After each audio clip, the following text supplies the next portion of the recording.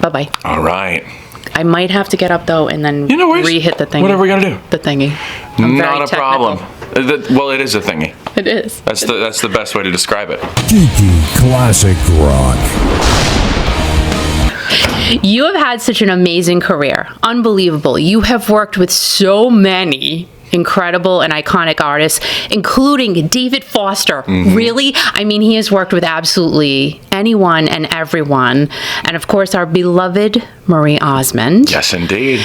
Now, you're an opera singer, and you also love classic rock, which is, I mean, I love you for many reasons, well, but thank you. I do love you because you love classic rock. So thank 100%. You for being here today, and thank you for allowing us to dig into your life a little bit. Well, Kiki, thank you for having me here. And first and foremost, I just want to say that I love all kinds of music, and classic rock especially has a great place in my heart because the way I was trained in singing, my training is in opera singing, but what I was taught was that with great technique, you can sing anything under the sun. And I love singing classic rock as well. So that's something that I'm really proud of, is that being able to sing all different styles of music in the shows that I do and with the artists who I get to tour with. That's perfect. Absolutely perfect. Now, you're originally from Rochester, New York. Yes, I am. One of our favorites, Lou Gramm, is from there, but we'll talk about him in a minute. So it's a great place to come from. It is. But you moved to Vegas when you were 15.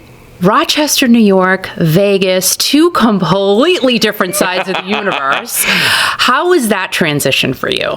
Well, the transition, I moved there with my family when I was 15 years old. Mm-hmm. And Vegas, I credit Vegas with giving me the entertainer bug in a way, because the very first show I ever saw on the Las Vegas Strip, and get this, because there's a full circle moment that we'll talk about, I'm sure, in a minute, was the Donnie and Marie show. Stop it. I'm not even kidding. All right, wait. So let me just stop you right there. I'm sorry to stop you midstream. But it's okay.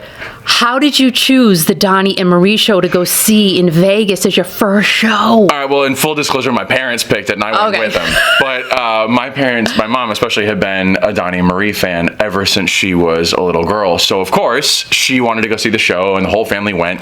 And that was the first time I saw what I considered to be the great entertainers on a Vegas stage. People like Donnie and Marie, Celine Dion, Barry Manilow. I had the privilege of seeing all of them throughout my high school years. So that was the kind of entertainer I grew up seeing in Vegas. And it was what inspired me to want to give it a shot and try my hand at the craft. But what was that spark, really? I know you saw all the greats. I mean, literally people that we will never be able to replace. It's true. But what was that one defining moment for you? I'm really glad you brought that up. Good. Because I had the opportunity when I was 17 years old, 16. It's been a minute. I don't remember exactly when it was. But I had the opportunity to perform for the first time as an artist, as myself, outside of a school play or in choir, that kind of a thing, at the Nevada Childhood Cancer Foundation's annual gala. And that was, I sang Josh Groban's and David Foster's song, You Raise Me Up. What? And it was the first time I'd ever performed just as me in front of a crowd of people. And at the end of that 3 minutes, I was overcome with the emotions that being on stage brings, and 800 people went to their feet, and I walked off that stage just on cloud 9.5. You know how it is. And I walked off stage and I told my parents, this is it. This is what I want to do with the rest of my life. And they said, that's nice, but you're going to go to college. And as any good parent would do. So we compromised, and I ended up going to school for music from there. So that moment, being in Vegas, having that opportunity to step on a stage and feel what it feels like to be an artist while being inspired by all these great legendary performers around our city, is what I would credit with giving me the bug to take on this dream. But how about the direction you went in with music? Because, I look at you and I really do kind of see you as a rocker. Well, thank you. I do see that. However, you're an opera singer and you studied the classical way of music. So I did. Where did that all come from? Because you're seeing rock people, you're seeing pop people. There's not. You are correct. There weren't a lot of opera singers that came through, except for Andrea Bocelli. I would consider him to be one of the greatest of all time in our genre, what we call classical crossover, which is what I do mostly now. I did. You were correct. I went to Chapman University and started studying classical music and classical voice training as an undergrad, and that was an experience of a lifetime. I'm so glad that I had the time to study there and kind of discover what fell out of my face the best and the most naturally, I would say, is where that classical crossover, that no man's land between pop music, mainstream music, and true opera, because I'm very grateful that I have the training in opera and in classical voice, and I have so many wonderful colleagues who are doing opera full time.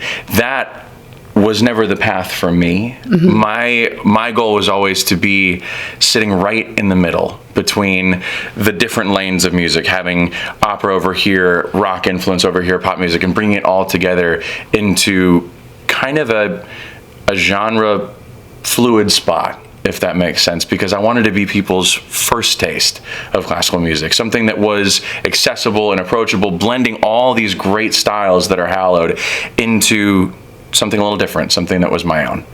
And at the same time, following in the footsteps of great artists like Andrea Bocelli, Josh Groban, those who really pioneered that lane that I find myself in today.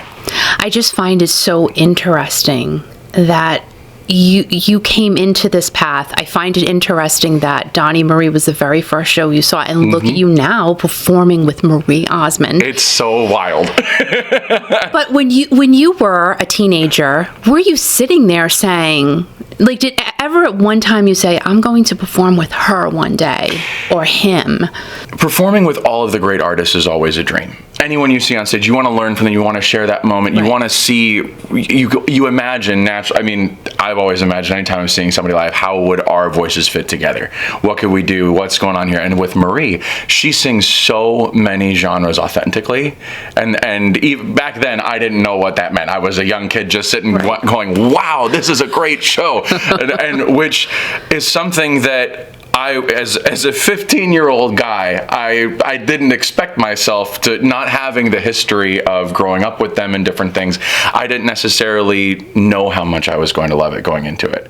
But I recognized immediately what great talents they both were and what great artists they were and entertainers beyond just that. So there was a huge connection right from that, the connection that we always talk about, where from stage, I can't imagine there are many other professions in this world where you get to forge an emotional, genuine connection with sometimes thousands of people in a room in under 5 minutes. It's pretty rare, but it's pretty amazing. Oh, excuse us for one moment. There's someone knocking at the door. We'll be right back, but don't forget you're listening to Kiki.fm. Come on. You know, I was asking those questions because I feel like manifestation is such a thing now, and it feels like it was already there within you. And that's what fascinates me about talking to artists, is that, you know, even you're saying you really didn't think about specifically who you would perform with, but you thought about it. You know that you want to surround yourself with great artists and great entertainers. You want to be surrounded by the best who's in their field, because that's how you learn, that's how you grow, by being with people who are the greatest and surrounding yourself with great talent, both on stage and off. We're very fortunate to have some of the greatest band musicians on stage in both of the tours that I'm with, as well as the greatest sound engineers, backline techs. We are just so fortunate, like we talked about briefly before we rolled cameras.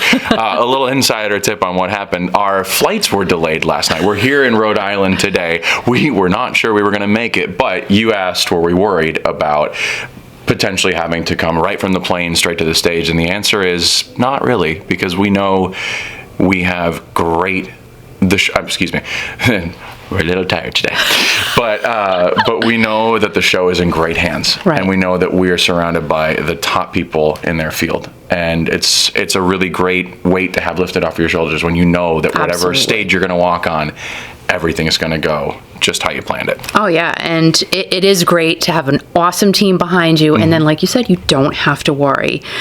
Now, America's Got Talent, of course, we're talking about America's Got Talent. Speaking of worrying, you know. I don't know how you got through it, but you did. And how did that audition even happen? Like, all right, so did you think about that? Did you say, you know what, I'm going to be on that show? That is one, when I remember, it wasn't necessarily America's Got Talent, because I'm from the age when American Idol was the premier show of shows. I remember watching the first season when Kelly Clarkson won. Oh, I knew she was going to win, too. So did I. Did you? Oh, absolutely. That during the auditions, I knew she was going to take it all home. She had the it factor. She had the star power, and she connected to all of America so effortlessly. I got chills. Oh my gosh. If you can't tell, I'm a huge Kelly Clarkson fan. I'm a big fan of hers. She is amazing. And that was when I was, first thinking about becoming a singer. I was like, maybe someday I'll get to be on a show like that. Maybe, I could only dream that I'd get a chance to be on a show like American Idol. Fast forward to 2018 when I had the chance to audition for America's Got Talent, which turned out to be the best thing that ever happened to me, both career-wise and just in life, because America's Got Talent was the perfect home for what I do. To be slightly left of center musically, not a traditional pop or country singer, to be something unique and different, because that's what America's Got Talent is all about. Unique talent that, puts a spin on it, and it was the perfect space for me to showcase what I do to the American people and by extension the rest of the world. And as you brought up, my first audition. I was just going to say, were you a bundle of nerves, and Yes. how did you get through? I got through, not to put product placement here, but caffeine. Caffeine is what got me through what I'm about to tell you. So I rocked up to my first audition thinking that, like you said, you manifest, you envision how you want it to go, Right. and you want it to be a great moment. I knew I wanted to sing something powerful, something that was me, so I prepared an original song in Italian that I've later released on my first record, but I digress. Perfect. It was called Amante, and I walked out and I started to sing this song, and it was going really, really well. I was feeling great about it, and right at the pivotal moment of the song, Simon Cowell raises his hand and says, "Thank you so much. I'd like to hear you sing a different song." And that is not what you prepare for in those moments. And you said, "I don't have a song." They were like, Just don't have one. I was like, this is what I brought for you today. And Simon, this is what's so cool about him that most people don't realize. He is a great song guy, and he's a great music producer, and people forget about that because they see him as the Simon Cowell who's on TV. They forget that he comes from records, and that's what he's tremendous at, in addition to being a great television producer and music mogul and everything else that he's phenomenal at. But he immediately put us in what I like to imagine was a producer-artist relationship, where like if we were in the studio and we were trying out a song, that's a great piece, but maybe that's not the one that's going to break you. I have another song in mind that I think is going to be an even better thing for you to do. I want to, go away, learn it, and then I want you to come back and sing it for me. In my mind, I thought he meant tomorrow or, in a couple of days. No, that man meant in an hour. And sure enough, through a lot of panic, cramming, as it were, I would say it was like studying for a final in 1 hour. I was given a lyric sheet and a backing track, and I was listening to the song with my phone up to my ear, staring at this sheet of paper, and about 50 minutes later, the producers came and said, "Okay, it's time. Let's do this." And I said, "Let's go for it." Because in those moments, if you don't go for it, those are the chances that are once in a lifetime. Right. Those are those moments where you can really take advantage of what's been given to you. And I wanted to never say never, and there was a little bit of a Goonies never say die attitude that that came out of me in that hour. But I walked out on stage, and I'll never forget what Heidi Klum said to me. She was already one of my favorite people on the planet, but this moment really cemented how much respect and love I have for her.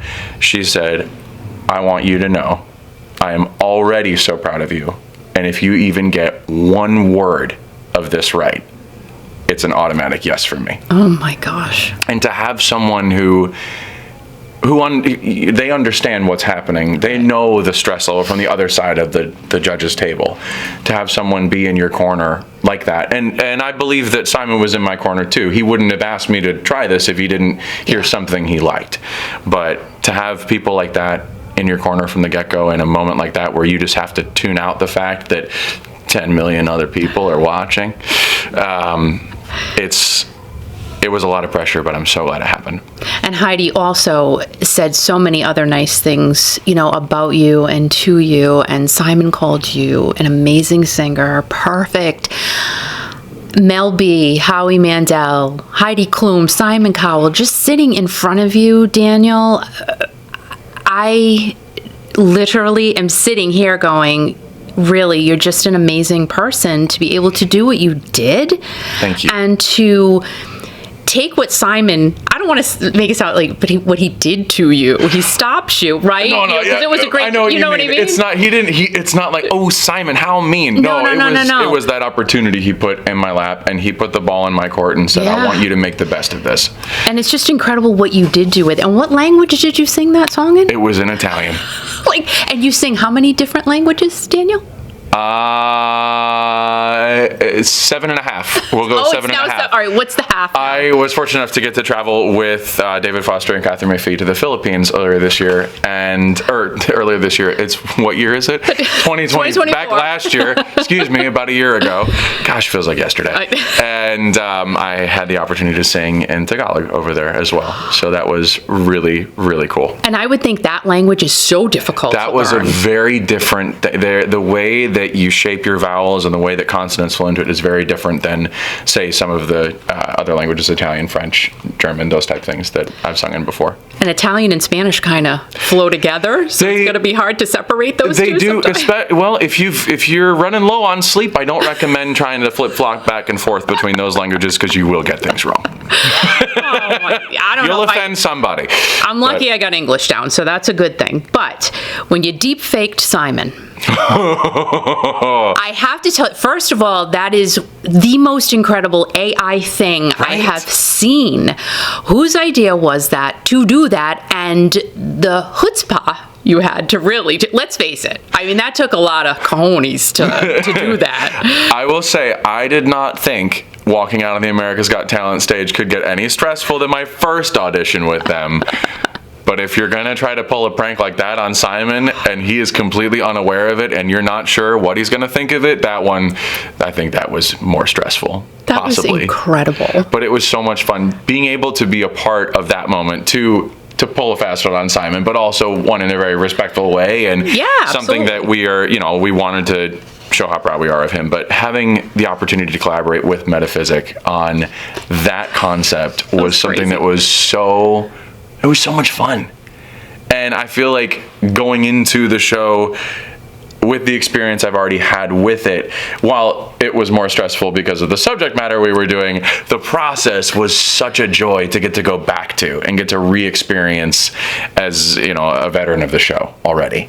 It was such a joy to go back and work with everyone again and to be able to play Simon Cowell, to be the singing voice of Simon Cowell. Now that's something I never manifested or ever thought of before, but but you know what? I'm really glad it happened because it was really, really fun. And if you guys haven't seen that, please go and find this clip because it is incredible. And I don't know how they pulled that off. Listen, I don't know either. Did you have to stand still? Did you literally just have to stand still so they did the facial recognition? Their technological wizardry is so far beyond my understanding. Look, I have trouble operating my iPhone.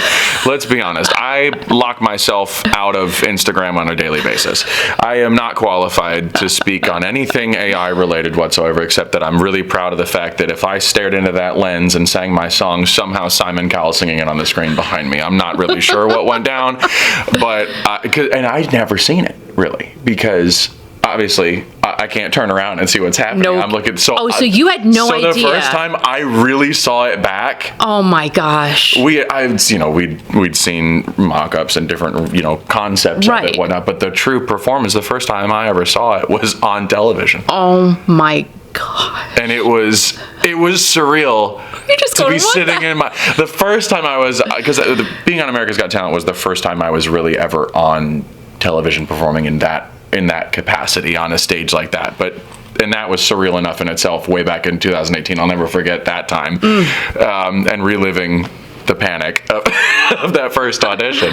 But the surrealness of sitting back and watching my voice come out of Simon Cowell's mouth was wild. It's the weirdest moment I've ever had on stage, but I'm so grateful for it. I love it. I do. I love it. I was watching it a few times over and over again. I'm like, first of all, how did they do that? I have no It was idea. just crazy. And how did America's Got Talent change your life?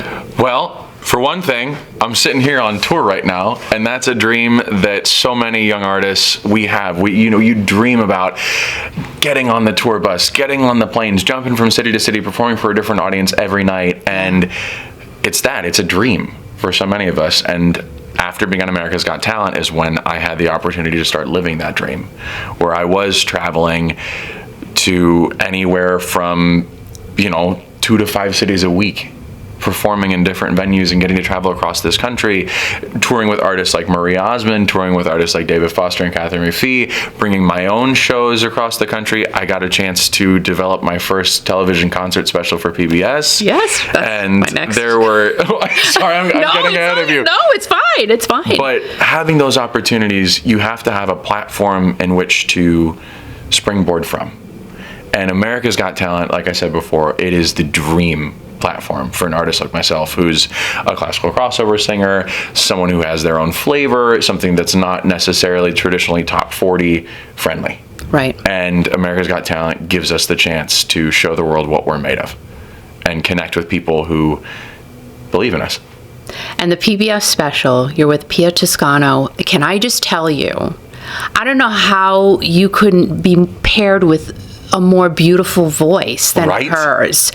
Literally, I'm like, whoever put that combination together is a genius. Because you both complement each other so well. And what was that like, doing a PBS special? Doing a PBS special that is something I have been manifesting for many Really? years. It's always been a dream. Ever since growing up watching the great PBS specials that David produced, Yep. that Groban starred in, Andrea Bocelli's PBS specials, all of my hero artists of my genre have all had great success with PBS specials. And I had the chance to appear as a part of my dear friend Pavlo's PBS special that we shot in Santorini, Greece in 2021. Again, it all goes back to thanks to America's Got Talent, having those opportunities to be seen and to be around, and having shows in Vegas, which is how Pavlo first heard about me. And Pavlo invited me to be a guest on his show in Santorini. So we got to fly out to, again, it's a real rough place to be. Flying out to Santorini, Greece, and filming a concert special on this cliff overlooking the ocean. Just incredible. And after that, we had the opportunity to produce my very first PBS special. And like you said, being with Pia Toscano, she's such a dear friend of mine, and she is one of the most gifted vocalists I have ever met in my life. Beautiful voice. Just absolutely Beautiful. stunning. And we had the chance to sing together at a private function. And I don't know how to put this into words right, but when you meet another artist and you have immediate musical chemistry. Like it was just like you said, the voices, they fit together like perfect cogs in a machine. And I knew that our musical instincts were exactly the same, and just putting these duets together, we had so much fun. There is a laundry list of songs that did not make the special because we wanted, getting together to produce a special like that was just a dream come true. And I'm so proud that I could produce the special for not only my first special, but for it to be that. We called it Simply the Best, a night of duets, and it was just that. We had simply the best time singing the best songs we know with the best person to sing them with. We had so much fun. And again, go watch that, because what an amazing special that was. And will you be doing more with Pia? Yes, we will be performing. Great. Our next show is actually coming up on March 6th. We're going to be with the Desert Symphony in Palm Desert, California. Wow. Interesting tie-in of classic rock with that show was that we were able to film it from the International Theater at Westgate, Las Vegas. Stop. And you know where I'm going with this. Stop. So that is truly hallowed ground for music history, because so many great artists have performed there. Barbra Streisand opened the theater. Barry Manilow's might be on stage right now, and he is amazing. That's where I first saw him. And there are so many incredible artists who've taken that stage. Johnny Cash, Shaka Khan, Reba McEntire, the list goes on forever. But that theater is best known as the Vegas home of Elvis Presley. Oh my God. So this is the stage that the King would perform on when he was in Vegas. I can't. And to get to stand on that stage and do my show there. Now, have you been on that stage before? I had not done a show on that stage before until we filmed the special. That was the first time I was on that stage performing. Did you feel anything? Oh yeah. Oh, and by the way, the ghost of Elvis absolutely haunts that building. I'm sure that is not a joke. I am sure.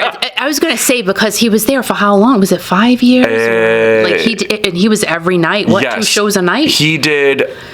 There are 2 official numbers that float out there. The one I've heard is 837 consecutive sold out shows. Oh, so he was there a lot, and it was. They have this amazing dressing room that's almost like a time capsule. It was his room. The bar that he was at is still there. His bathroom, the cot he would take naps on, is still there. It's a really, really unique space to be in. Oh, see. And I love it. I could feel it from you. Like, I love Elvis. Yes. A few moments later. Welcome back to Kiki.fm. We had to take a short commercial break there. Our camera needed to be restarted. So, the ghost of Elvis, please continue telling that Absolutely. story. So, the ghost of Elvis, our experience, we had run of the theater for several days to film this special, and we were doing great B-roll shots and a dress rehearsal that was open to a few select friends and family and things like that. But then we had our main show that we were truly filming for the public. The ghost of Elvis, like I was saying, is very present in the International Theater at the Westgate, Las Vegas, and we're very cool with that. Pia, I think, was a little bit nervous about that. Maybe, I'm not so sure. You have to ask her about it. But I loved it. I was like, come on, let's do it. Let's have him on the show. If he wants to do a number, he's welcome. Oh my God! But imagine? Can you imagine? Can you imagine? Like, we're gonna need to comb through the Can't Help Falling in Love footage and see if there's a little like man in a white jumpsuit that walks behind us or something. You never know. You never know. You never know. But we first got in the theater a couple days before we were set to film, and we were planning on opening the show with kind of an opening video montage like you do, and we were going to play it downstage and then raise this curtain and start the show. That curtain, when we walked in for our first filming day, now keep in mind it weighs 800 pounds, it had come unhooked from its fly rail and was on the ground in the front of the theater. No one had been in there over the weekend, so everyone was fine. Thank goodness, because that really could have hurt It could have hurt someone, right? But again, like I said, it was weird. It just, out of nowhere, they've never had it happen. It's been up there forever, and we ended up not being able to use it. But this is why I say I think the ghost of Elvis had something to do with it, because we realized later that based on our camera angles, that would have completely ruined the way we would have opened the show from filming. It would not have worked from the way that our film transition had to be for the PBS special. So Elvis was watching out for us, and we opened the show with a video on the back wall instead. So he is a good guy. Was a good guy. Is a good guy. Yeah. Wow. That's crazy. So it's pretty nuts. And you have brought up, you're working with David Foster and Catherine McPhee. I mean, again, iconic musical couple. Absolutely. David Foster has worked with Celine, Madonna, the late Whitney Houston. You're working with him. What is one thing you've learned from David thus far, and Catherine as well? One thing I've learned so many things from David and from Catherine. David first of all, he's a genius. He is a musical producer, genius, great artist, and they are such wonderful people to be around, to work with. We have a ball. I'm leaving with them on the road starting next Tuesday, I think, is our first show, and we're on the road for a month. I get to live the tour bus dream life that I have always been. It continues. It's just so much fun. It's wonderful. I'm trying to think of. It's so hard to narrow down the list of what I've learned from David, just from timing on stage to phrasing choices with the numbers we do. I have learned how to sing again, more styles than I thought I knew how to. I'm singing Man in Motion in his show from St. Elmo's Fire. Who would have thought that would come out of this face? I love but that, it's so much fun. One thing I do really love about being a part of David's show is he's so proud of the multiple genres that I can sing, and that in the show I get to sing a whole gamut of things. I get to sing the prayer with Catherine, which is, again, a dream come true. You know how much I love that song. Yes. I sing it with Marie. I sing it with Pia. I sing it with Catherine. I'm so fortunate to get to sing that song with such talented female artists, and to do that also 4 feet from the man who wrote it is pretty stinking cool. It just, again, chill moments all the time. Do you have just chill moments? I do. I have to pinch myself constantly when you realize, like, you're out there on stages like this, like with Marie tonight, with David and Catherine, with myself and Pia, with our own headlining shows. It's just wild to think that this is where we are. One of my favorite parts about being in David's show is, remember that very first song I ever sang in public, You Raise Me Up? I get to sing that in David's show too. And to be able to do that for me, that's such a cool thing personally, and a really fun full circle moment, because that was what started my journey in music, was singing that song, and now I get to sing it on his stage every night. Really, I mean, it's just incredible the path that you have taken. However, you know, you're opera, and I'm classic rock. You're from Rochester. Lou Gramm is from Rochester. Yes, he is. Have you met him? I have not. I would love to meet him at some point. All right, so say you met Lou. Okay.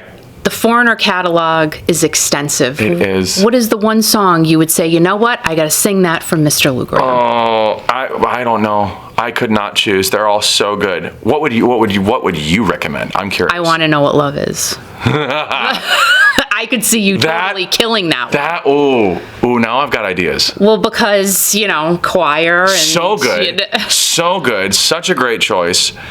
I'm wondering, maybe if there ever was a chance to do it as a duet, we might have to throw a foreign language at it and do a dual language version. Lou does English, and I could do it in and Italian. you do it in Italian. That could be really cool. That could be really different. And Lou's Italian. I know. And he makes sauce. I believe it. Now listen, I don't know if his meatballs can become close to. Well, you know what? If he makes sauce, I'll make my grandma's meatball recipe. All right. Well, there it is. Now we've got an Italian night. You know we'll what? Do a dinner and a show. Dinner and a show. You make the meatballs. He makes the gravy, and you're singing while you're making it. See, that to me will be so much fun. But now I have to be there. Yeah. Absolutely. Well, you'll have to be in the front row. We're gonna have to do this as like a cooking, singing show. I don't know. I like it. I think it'd be fun. I think it'd be amazing. And another classic hit that you've done is by the Beatles. Mm-hmm. So, what made you choose that song by the Beatles? I don't want to, and you did I Don't Want to Miss a Thing. So that's the Aerosmith song that I love, that Diane Warren wrote, that is just such a beautiful melody. Going back to the Beatles real quick, I love singing Come Together.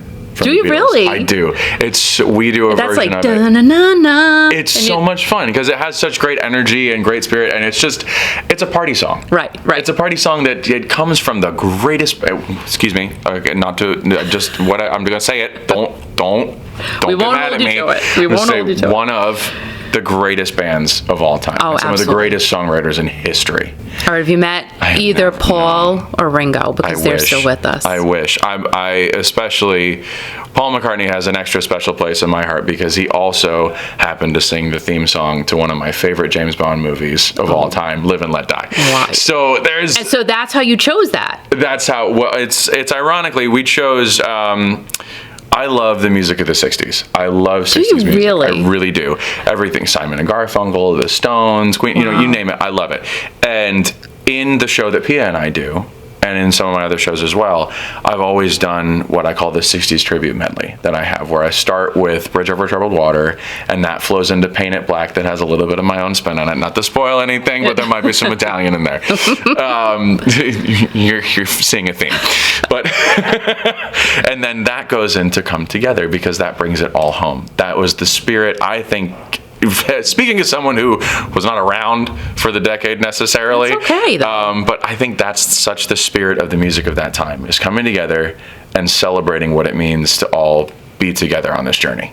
And that's why I love that song in particular. And you kind of mentioned Queen for a second. Uh-huh. You know who I'm thinking of? Well, Adam Lambert. Yes. And you, like, so have you guys ever done anything together? I met Adam very, very briefly, and he won't remember me. And that's totally fine because it was a crazy day. We met at Simon's Star on the Walk of Fame ceremony. Oh, wow. He might remember you. How do you know? Well, it was such a crazy, hectic day and everything. I don't expect him to remember me. We met very briefly, and he meets a million people every day. But he is absolutely a vocal hero of mine and just a great guy. And if we ever had the chance to sing together, I would jump at that chance. Oh yeah, because he could do Queen in English. Yes, he can. Adam can do anything. His voice is ridiculous. It is crazy. It is amazing and just an incredible talent. But yeah, we have had the chance to meet ever so briefly at an award ceremony, but we've never had the chance to collaborate. I would jump at that chance any day of the week. And the Aerosmith song, I Don't Want to Miss a Thing.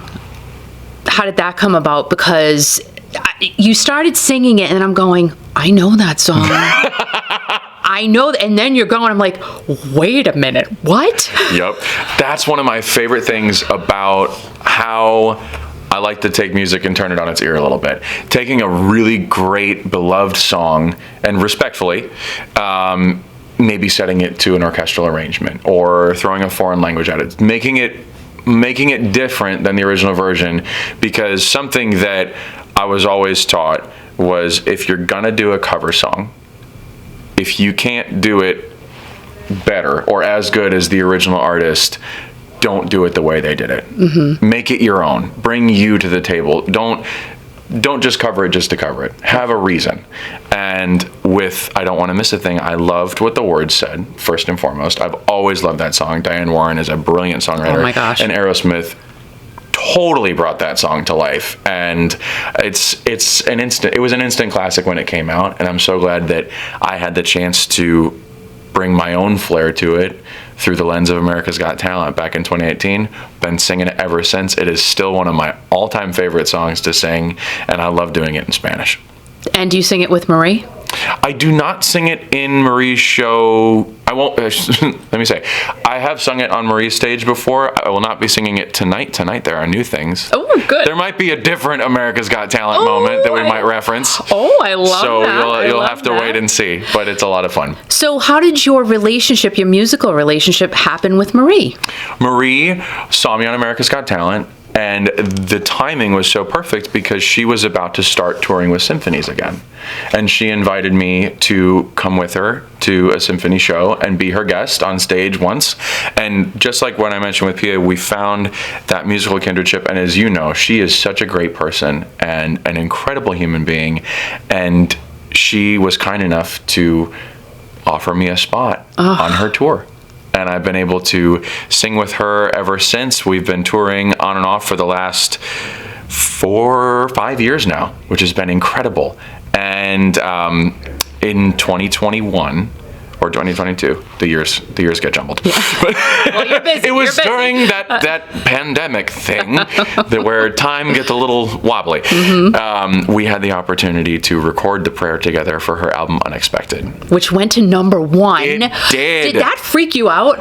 It was to be part of a project that, a very small part of that immense, wonderful project that debuted at #1 was huge. And I'm going to take a second here. I got to brag about Marie because that album, since it debuted back in 2021, has re-entered the top 10 of those Billboard charts 29 times. Oh my, what? Yeah, 29 separate times and counting. Holy moly. It's incredible because it's an incredible record. Yeah. And she deserves every second of that and more. She does. And you know what? You do too. You have been just... Thank you. It's been amazing to watch you. You and I met a couple of years ago. Yes, we did. At a Marie show. So that was back in 2019, I think. Yeah, I think so. Yeah. So it's more than... But see, that's what I mean. What the heck? That's what time... No. What? It was last year. I know. It was yesterday. It's, Isn't that crazy? Isn't that crazy? Because that was at Mohegan. Wow. Yes. Mm-hmm. That's bad. That's really bad. Well, wait. I feel like... again, pardon my brain fog today. I'm having a little bit of a deja vu moment. I feel like I think we played Mohican once again after that as well. Possibly on the 2021 maybe Christmas tour. I think we were there. It was definitely a Christmas, because I love the Christmas show. I love Marie's Christmas show. I always say it. But I remember us meeting in, I think it was 2019. I'm going to go with you. I think it was that. I'm going to go with you, because like my brain is kind of, it goes together. Hey, it's all good. I understand. Where are we? We are in Rhode Island. That I know. All right, good. And just tell us quickly, you got to get to sound check, but tell us about your shows for the rest of the year and what you're doing. Well, my shows for the rest of the year, like you said, tonight I'm in Rhode Island. On Monday, I'm going to be in Oxford, Mississippi with Marie. I start back up on tour with David Foster and Catherine McPhee for the Cat and Dave show on February 12th. Wow. We start in Jacksonville, Florida, I believe on the 13th, and we are playing all over the Southeast until March 3rd. We end in Atlanta, which is going to be incredible. I then am performing in Palm Desert on March 6th with my PBS show with Pia Toscano. We're doing our Simply the Best show with the Desert Symphony. How fun. You can catch us in California, that show again on June, I believe it's the June 21st. My days may be off by 1 or 2, but approximately.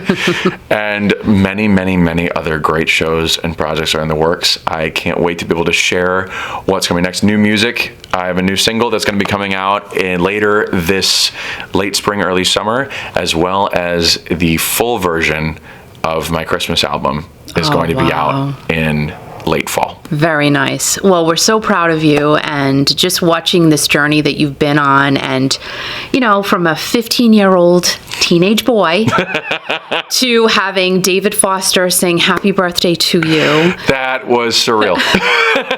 To, just all of the great things, and especially with working with the incredibly talented Marie Osmond.